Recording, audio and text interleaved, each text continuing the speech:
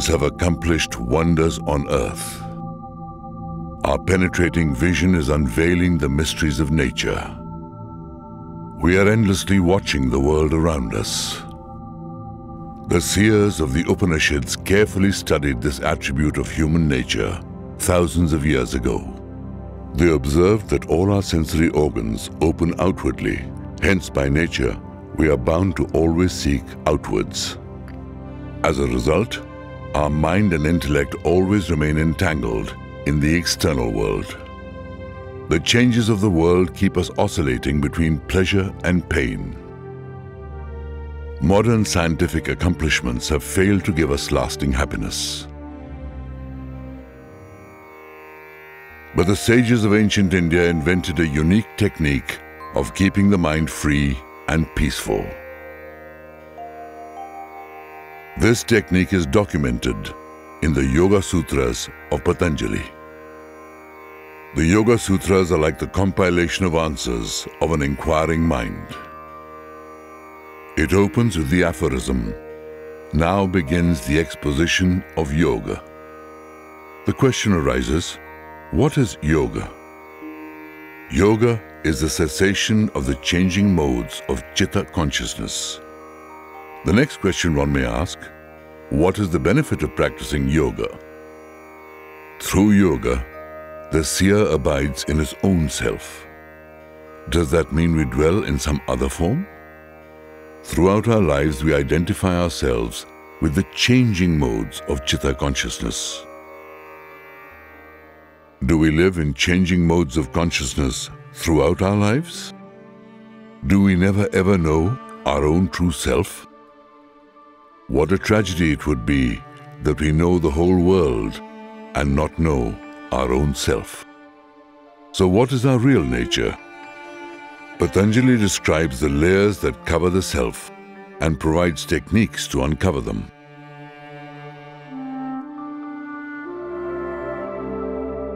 Who was Patanjali? What was the nature of Yoga Shastra which he propounded? What was the nature of yoga before Patanjali? What form did it take after Patanjali?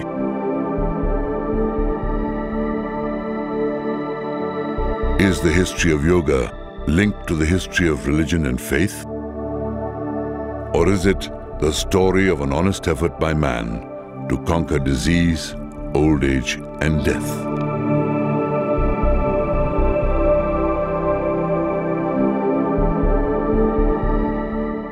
We seek the answers with our journey into India's 6,000 years of known history.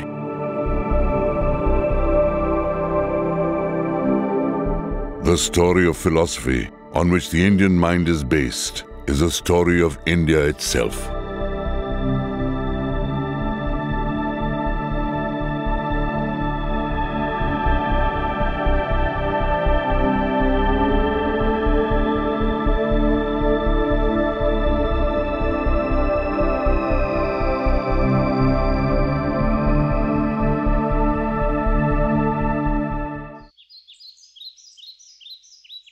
It is generally believed that Patanjali was from the Nag tribe. He was the writer of 3 treatises, Vyakran Mahabhashya, Yoga Sutras, and Ayurveda Samhita. With Yoga Shastra, he eliminated the impurities of the mind. Through grammar, he eliminated the impurities of speech, and through his composition on Ayurveda, the ailments of the body. If it is true that all these 3 Shastras were composed by a single man, Patanjali, then we can say he was certainly an extraordinary genius. Here is the famous fort of Chittor, which finds a small connection with sage Patanjali. In his composition on grammar, Patanjali gives an illustration. Madhyamika is being surrounded by the Greeks. Madhyamika was the ancient name of Chittor. Greek warriors surrounded the fort of Chittor between 184 to 148 BC. This illustration suggests that Patanjali may have lived during the time of King Pushyamitra Shung. Also, an inscription on the rock edict says that Patanjali performed a yagya for King Pushyamitra Shung. Very little else is known about his life.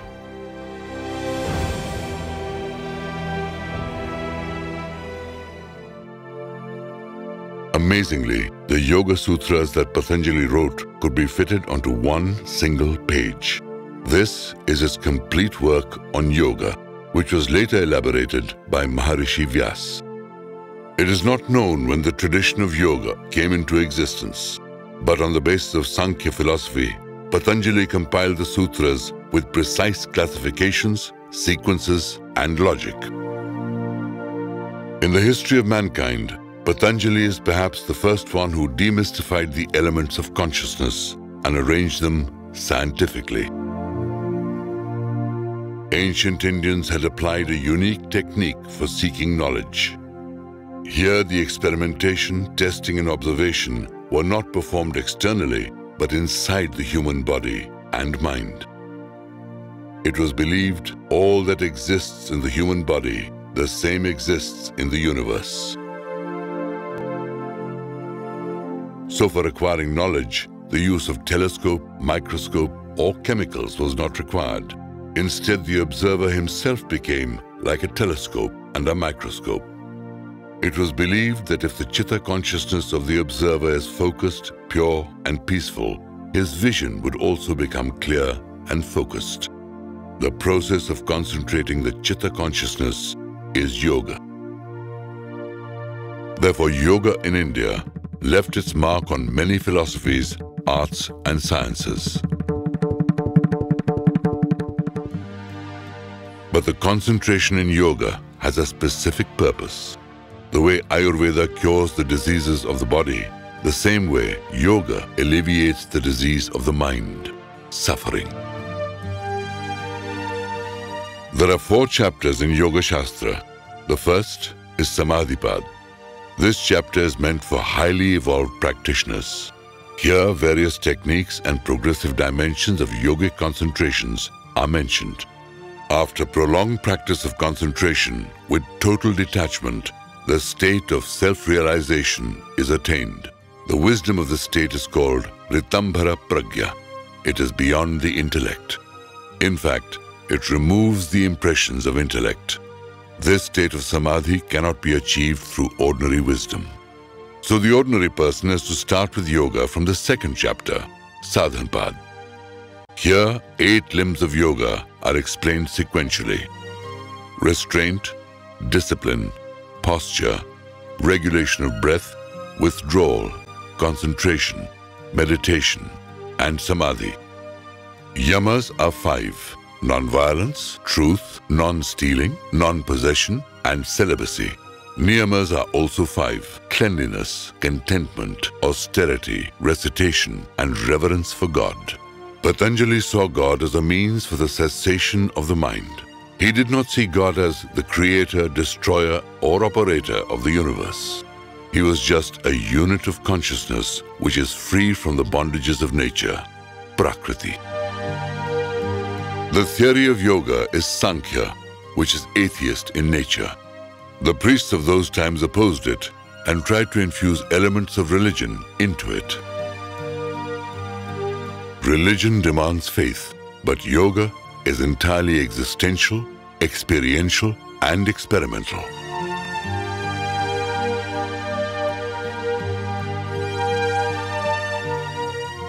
The seeker, by controlling and regularizing his daily conduct through yam and niyam, sits in an asana. Asana is a comfortable and pleasant posture of the body. The body should not move. The vision should either be on the tip of the nose or the center of the eyebrows or at a target point. When one practices an asana for several hours, the body becomes steady and the chitta consciousness is rested in the infinite. On acquiring stability, the seeker then regulates the breath, and when the breath becomes subtle, that is pranayam. Pranayam purifies the mind and also cleanses the channels of energy. By making the breath subtler, the most hyperactive mind can also be controlled. After pranayam, the practice of withdrawing the mind from external objects and focusing it inwardly is practiced. Our life is nurtured through the sensory experiences of speech, touch, vision, taste, and smell, known as ahar. The reversal of this process, by withdrawing the senses from the external and taking ahar from within, is known as pratyahar. The inner journey of yoga begins from here. When the mind gets intermittently stabilized at any one point, that is known as dharana. The point of concentration can either be an object, real or abstract, or a thought.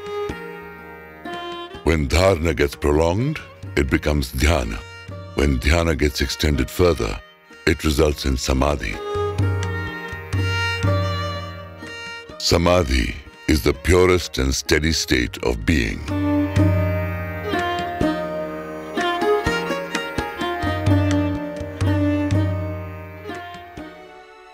Patanjali was not the discoverer of yoga. Where did it all begin? Traditionally, it is believed that Sankhya is the oldest philosophy of India. The Mahabharata also describes Sankhya and Yoga as Sanatana philosophies, that which have been in existence forever. But who was the first yogi? The name that resonates from the farthest end of Indian thought is that of sage Kapil, the originator of Sankhya, the greatest achiever of yoga. In the Gita, Yogi Krishna declares, "Amongst the highest achievers, I am Kapil Muni." People believe that no one ever perfected yoga like sage Kapil. But there are problems regarding the historical evidence of Kapil's existence. Therefore, let us begin the history of yoga from here. The figure of this 5,000-year-old seal appears to be that of a yogi in meditation. With respect to time and geographical area, the Indus Valley was the oldest and largest civilization on earth. Evidence of this yogi seal is found all over its biggest settlements.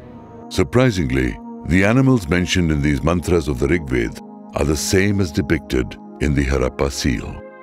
Pashupati को जो उनके पिता हैं और जो ध्यान की मुद्रा में है, वे शांभवी मुद्रा में स्थित हैं. You can easily visualize Shambhavi Mudra in these twilight eyes, because here on this Harappa bust, the Shambhavi Mudra is clearly visible. बाहर संसार को भी देख रहे हैं, साथ साथ अपने भीतर अंतर्हित हैं, योग की मुद्रा में हैं. अब वे भद्रासन में बैठे हुए हैं. इस बात को प्राय लोगों ने नहीं समझा है. भद्रासन बड़ा विकट होता है, जिसमें कि दोनों एड़ियां जो हैं इस तरह से मिल जाती हैं. This statue was created 2,000 years after the Harappa civilization. Here also the mother goddess is shown with 3 faces and seated in a yogic asana. In the present time also, women of this area wear similar bangles. If we consider the role of women at the center of Harappa civilization and this seal to be that of Mother Goddess, then there is a strong possibility that Harappa society was matriarchal. The legendary 19th century Indian philosopher and writer Bankim Chandra Chatterjee writes, "The sound of the drummers of the Durga festival reminds us of the Sankhya philosophy." What made him think so? Let's understand Sankhya, the philosophy of yoga. The ancient texts state that Sankhya and yoga are one. If Sankhya is the theory, yoga is its practice. Sankhya means accurate knowledge. Coincidentally, Sankhya also means numbers. To put it simply, it is a philosophy of the elements of nature in which the conscious entity is entangled. For the disentanglement of the self, the Sankhya philosophers used to meditate on the elements of nature. Sankhya considers 2 basic constituents in every living being: primal nature and conscious entity. Primal nature is known as Prakriti. Prakriti is the equilibrium of 3 basic elements: Sattva, Raj and Tam. The conscious entity is known as Purusha. Pur meaning limits or boundary, and Sha meaning restfulness. Each Purusha residing in the body boundary is a restful unit of consciousness. Purusha is not one, but many. Prakriti is a single entity that extends throughout the universe and is very powerful. In the process of evolution, the 3 elements of Prakriti, are transformed into 24 elements of nature. Here, Purusha is totally detached and inactive observer. Sankhya considers Prakriti as the sole creator. Only Prakriti creates this world. Prakriti is also symbolized as a conceiver and a dancer, and is often compared with the personality of a woman. Professor D.P. Chattopadhyay suggests that the concepts of Sankhya, Yoga, and Tantra may have originated from the rituals, principles, and fabric of the matriarchal societies of that time. Wearing bangles, this mother goddess is seated in a yogic asana. This shows that Sankhya and Yoga were an integral part of the matriarchic society of Harappa. When the lifestyle of the Harappa people is studied, one finds that yam and niyam of yoga were practiced by these people. The most astonishing fact about this civilization is its abstinence from violence for almost 2,000 years. The yam of yoga brings self-discipline, and it seems that civil discipline was natural to these people, because amazingly, there is no evidence of centralized authoritarian rule. There is no evidence of king or queen. We don't have palaces in fact in the Harappan levels. Probably it was controlled or maybe administered by a group of people. Like that is sort of a democracy. In fact that the Harappans are introduced. The democracy in this country has survived without any any threat. So this is again the important contribution in fact of the Harappans. The impression of Hatha-Yoga is on the seals. Yam and niyam are part of their lifestyle. The status of women indicates the Sankhya philosophy. These are the indisputable marks of yoga in the Harappa civilization.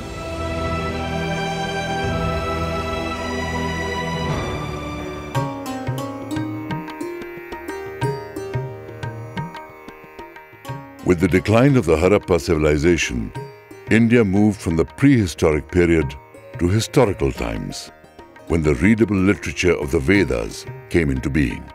To understand the emotions, aspirations, and songs of humans 4,000 years ago, Rigved is the only document. Rigveda की सबसे अधिक प्रसिद्ध ऋचा गायत्री मंत्र है और इस गायत्री मंत्र में जो कुछ कहा गया है, अगर उसे ठीक से समझ लें तो सारा योग का विस्तार समझ में आ जाएगा। गायत्री मंत्र जहाँ से चालू हुआ, धीमहि ध्यान करें, पूजा करें, नमस्कार करें, ये नहीं है, प्रार्थना करें, ये नहीं है, ध्यान करें, धीमहि।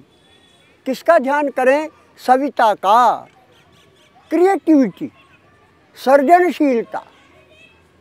योग का एक प्रयोजन है, व्यावहारिक प्रयोजन है, व्यक्ति की चेतना इतनी जागृत हो जाए कि वो नवीन का सर्जन कर सके।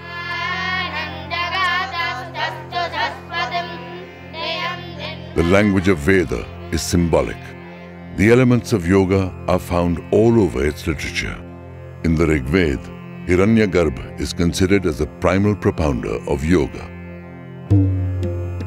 The fierce and wild character of Rudra of Rigveda remained throughout the later centuries with Yogi Shiva.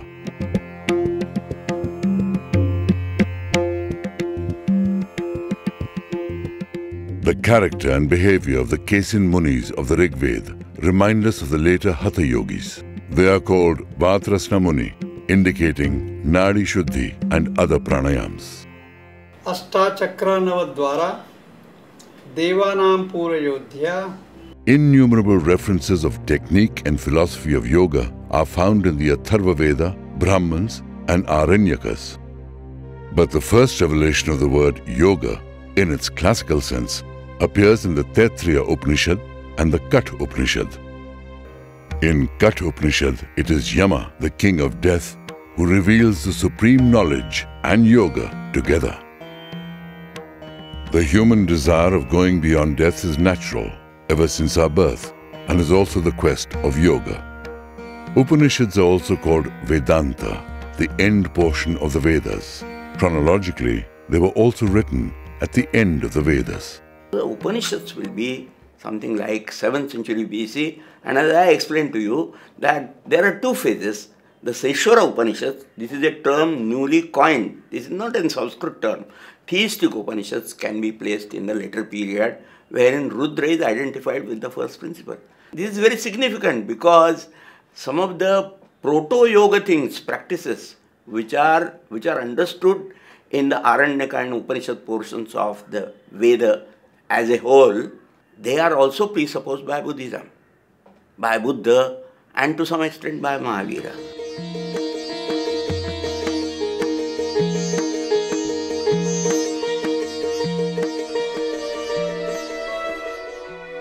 Gautam Buddha was born in the 6th century BC in Lumbini, in the foothills of the Himalayas. His father, King Shuddhodhan, provided him with all the luxuries for his enjoyment and pleasure. But when he discovered the problems of old age, death, and disease, everything changed. At the age of 29, leaving behind his wife and son, the prince left home in search of the reality of life. He went deep into the forest, where yogis and ascetics used to practice. There in Vaishali, he met two yogis, Adar Kalam and Rudrak Ramputra. But, unconvinced by them, he went into isolation to perform rigorous penance. So intense was his determination that he put his life in extreme danger.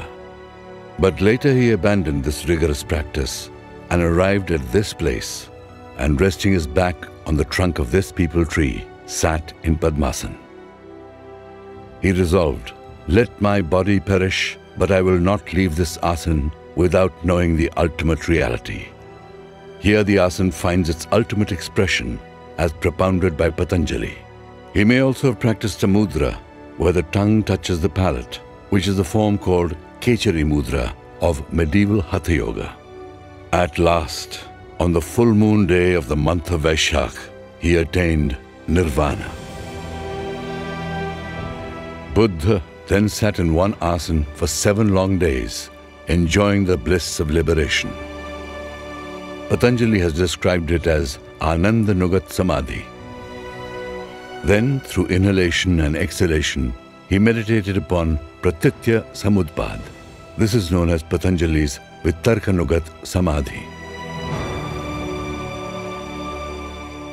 He then arose, walked, and stood here, motionless.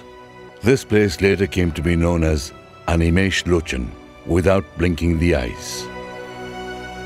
For 7 continuous days, motionless, without blinking his eyes, he gazed upon his place of enlightenment. In Hatha Yoga, this practice of the blank gaze is known as Tratak and has great significance. Buddha's enlightenment preceded Patanjali by 300 years. As we see here, the precise use of asana, dhyana, and samadhi. These sutras show the influence of 2 Shraman traditions. Meditation and samadhi have the imprints of Buddhism, whereas the yam and the niyam are influenced by Jainism.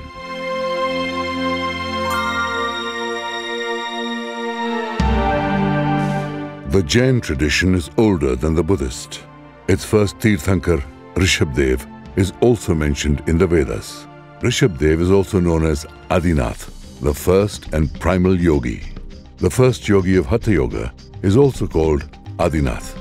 Tirthankaras are called Jin because of their victory over the senses.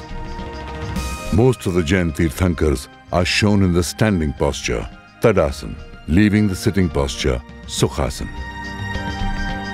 Patanjali defined yama as vrat, self-discipline. If anyone practices them religiously for life, these vrats become mahavrats, supreme self-discipline. Perhaps under the influence of Jainism, Patanjali called yama Mahavrat, the supreme self-discipline. The world hails the hero, the Veer, who shows prowess in the battlefield. But India calls the conqueror of the self, Mahavir, the greatest hero.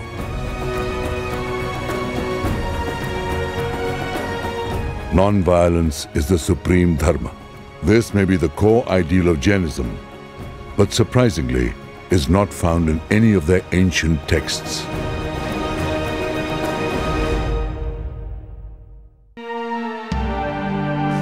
Brother slashed the chest of his brother to color the hair of his wife with blood, but the outcome of that horrifying war was non-violence is the supreme dharma. This great saying is found in the Mahabharata. There is no knowledge like Sankhya and no power like yoga. This saying is also found in the Mahabharata. The Bhagavad Gita is part of the Mahabharata, further revolutionized yoga. Here, yoga moves out of the caves and jungles and is used as an indispensable tool to tackle the harsh realities of life. Yoga is considered essential even to win a war, the most horrendous of all acts in life.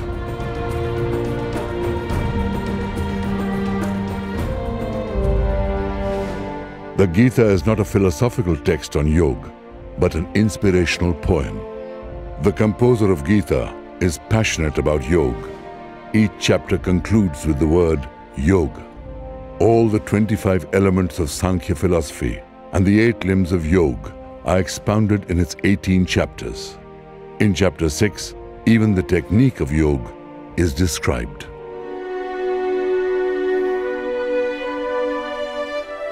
The first 5 centuries AD are known as the classic age in Indian history in the field of science, philosophy, and literature.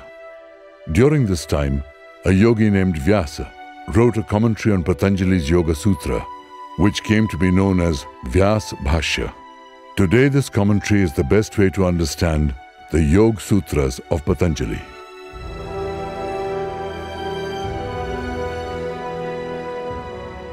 These bronze idols are among the best sculptures in the world.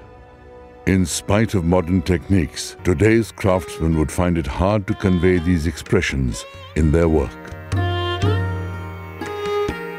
There is evidence that the craftsmen used to meditate upon the deity first and then transform their experiences into their work of art. Here, art has a dual purpose. For the craftsman, it is a test of his meditation, and for the viewer, the potential for the art to permeate his heart. Therefore, the creation of a sculpture is also a means and a goal for meditation. The experiences of meditation are beyond the senses. To be immersed in meditation, one has to transcend the intellect, because the intellect cannot describe these experiences. 1500 years ago, an unknown yogi created an astounding sculpture here. The experiences of spiritual serenity and grandeur have been personified in this cave.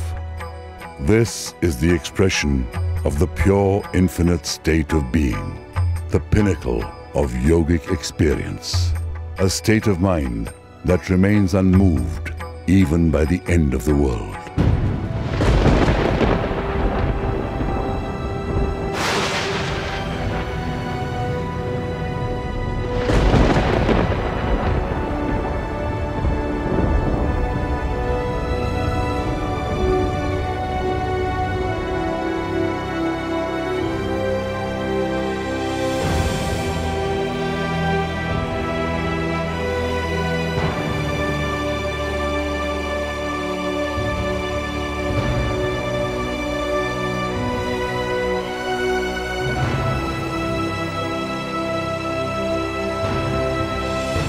Taking the limitations of the human face, the three-dimensional reality of creation, existence, and destruction have been expressed on these rocks.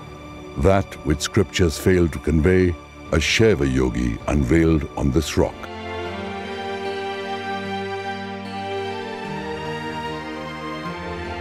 In dedication to the first yogi, Lord Shiva, stands the magnificent Kandarya Mahadev temple of Khajuraho.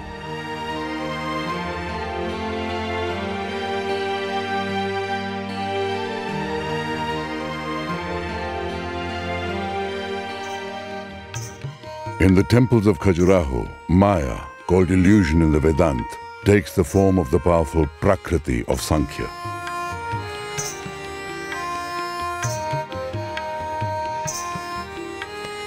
Lazing around in Tamogun, playfully enjoying in Rajogun, and glowing internally in Sattvagun, this is all Prakriti. Her singing, dancing and playing creates surges of emotion.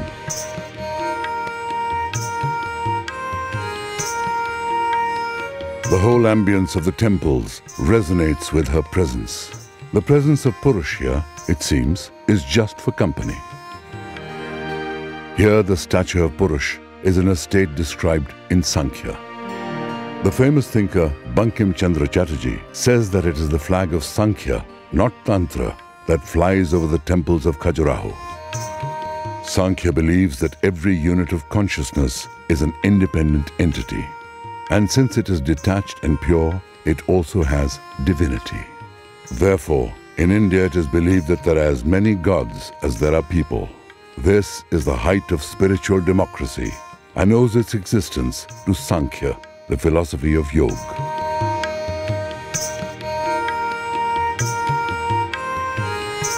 But among the presence of millions of gods and goddesses in India, the eminence that Lord Shiva enjoys is enormous. There are Shiva temples all over the country. For the last 5,000 years, Shiva has been worshipped in different forms. From Mount Kailash in Tibet to Rameshwaram in the south, the Hindu mind is influenced by Lord Shiva. On his journey in time and space, Shiva never abandoned the yogic form.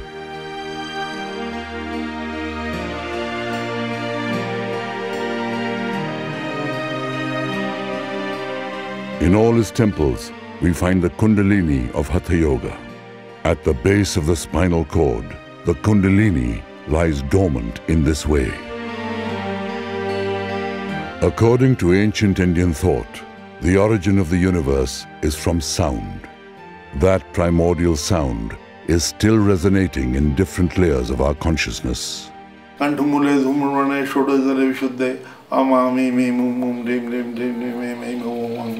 हृदय प्रदेशे रक्तवर्णे द्वादशले अनाहत चक्रे कं कं कं कं चं चं चं अहम देवो न शन्योऽस्मि ब्रह्मैवाहं न शोकभाक् सच्चिदानंद रूपोऽहम् आत्मानमिति भावयेत् हकारेण बहिर्याति सकारेण विशेत पुनः हंस हंसात्मकां भगवतीं जीवो जपति सर्वदा पद्धेषु शमना चक्रभेद Puri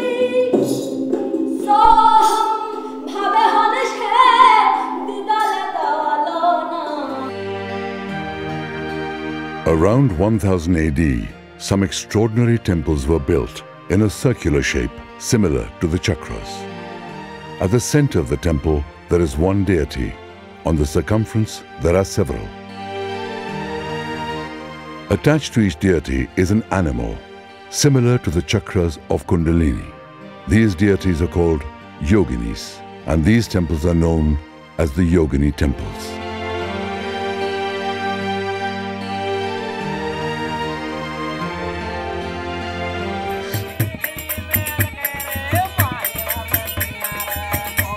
An Indian folklore legend has it that he was a great Hatha yogi who had prolonged his life through yoga and alchemy. Gorakhnath was a disciple of Matsyendranath, and Matsyendranath was a disciple of Lord Shiva, or Adinath. This is the Matsyendranath temple. This is the Matsyendra Asan and is said to be very effective in curing diabetes. Inspired by Gorakhnath, Yogi Swatmaram wrote Hatha Yoga Pradipika in the 14th century AD. This text is the quintessence of Hatha Yoga. Hatha Yoga Pradipika mentions 84 major asanas. Bhadrasana, which you saw on the 5,000-year-old Harappa seal, is illustrated in this book. Today, the yoga that has become popular all over the world is really the asanas of Hatha Yoga Pradipika. Hatha Yoga places more emphasis on the purification of the body, and its practice begins with the 6 steps of purification called Shatkarma. The importance given to the physical body by Hatha Yoga and Tantra is truly unique in the history of spirituality. In Hatha Yoga, the human body is seen not as a source of suffering, but an effective and reliable tool to eternal life. Since spiritual liberation is possible in this very birth, a healthy body is considered essential towards that end. सदा रहे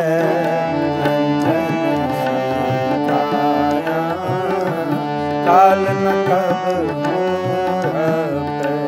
सदा रहे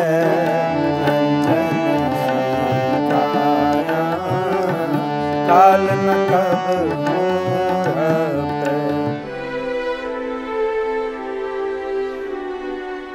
India in the 18th century experienced caste discrimination, superstition, and dogmatism. Later, by the end of the 19th century, the British establishment astounded the minds of Indians by the charisma of their literature, knowledge, and science. Around the same time, this famous Kali temple was built. Here lived a famous priest called Ramakrishna Paramhans. He was one of the greatest yogis of the 19th century. It is not a coincidence that he was a devotee of Mother Goddess. Who else would a yogi worship other than Mother Nature, Prakriti? One of the spiritual masters of Ramakrishna was Avadut Totapuri. Here, Totapuri has ushered Ramakrishna to the last door of complete freedom. But the last door is not opening, and Totapuri is perturbed. देखो रामकृष्ण, तुम अद्वैत की साधना में एक उंगल भी नहीं बढ़ पाए हो। मेरा धीरज खो रहा है, मैं चलता हूँ। मैं क्या करूँ? जब भी ध्यान लगाता हूँ, माँ काली की प्रतिमा सामने आ जाती है। तो उठाओ तलवार और टुकड़े कर दो काली के। वहाँ कहाँ से लाऊंगा तलवार? काली की प्रतिमा कहाँ से लाए? जिस चित्त से तुमने प्रतिमा की छवि बनाई है, उसी चित्त से तलवार भी बनाओ। ठीक है, मैं कोशिश करता हूँ। करो, कोशिश करो। उठाओ, उठाओ, तलवार उठाओ, उठाओ तलवार, उठाओ। नहीं गुरुदेव, ये मुझसे नहीं हो रहा। नहीं हो रहा? घबराओ मत, घबराओ नहीं, घबराओ नहीं। ये देखो, ये देखो। And Ramakrishna immersed in samadhi, into the ultimate state of being, free from the last support. It is called Asampragyat Samadhi, the final stage of Patanjali's Ashtang Yoga. Yoga which descended in such perfection that Ramakrishna was a spiritual wonder. He became a Paramhans. Legend has it that when a poor outcast was beaten with a cane, the marks of injury appeared on the back of Ramakrishna.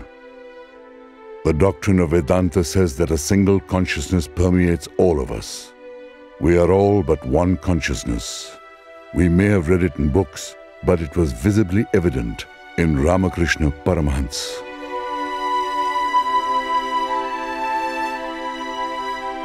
So far, we have completed the 6,000-year journey of the history of yoga.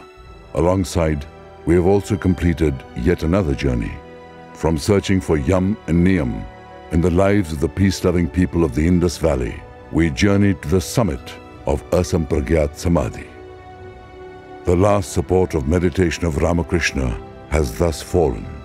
The triangle of the knower, the knowledge, and the known has dissolved. This is the ultimate state of being. Yoga is the surest path which arrives at the summit of being, not philosophy, not even science. The experiences in yoga are beyond science, but they are now being quantified and verified by science.